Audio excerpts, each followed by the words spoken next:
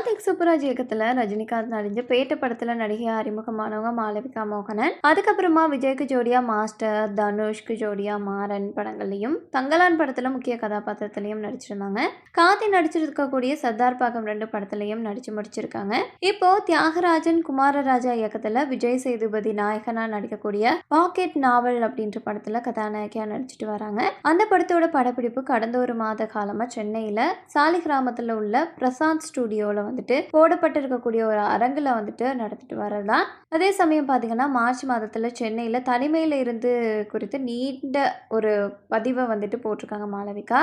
March மாதம் எனக்கு ஒரு கலவையான மாதமா இருந்துச்சு. அந்த மாதத்துல பெரிய ஹைலைட் என்ன அப்படின்னு பார்த்தீங்கன்னா, பாக்கெட் நாவல் படத்தோட ஷூட்டிங், அப்புறமா தியாகராஜன் குமாரராஜா இயக்கத்துல வந்துட்டு நடிக்கக்கூடிய திரைப்படம். நம்மோட தலைமுறையிட மிகச்சிறந்த இயக்குனர்கள்ல ஒருத்தர் அப்படின்னு சொல்லலாம். அவரோட வேலை முறையை பார்த்து அவரால் வழிநடத்தப்பட்டு வடிவமைக்கப்பட்டு இருப்பது வந்து என் கேரியரில் இது வரைக்கும் நான் பெற்ற மிகப்பெரிய சிறப்பான கிரியேட்டிவ் அனுபவங்கள் அப்படின்னு சொல்லியிருக்காங்க. இதை பற்றி வந்துட்டு நான் பின்னாடி எழுதுகிறேன் நீண்ட கதையா அப்படின்ற மாதிரி வந்துட்டு அவங்க சொல்லி ஒரு பெரிய ஸ்டோரியை வந்துட்டு பதிவிட்டிருக்காங்க.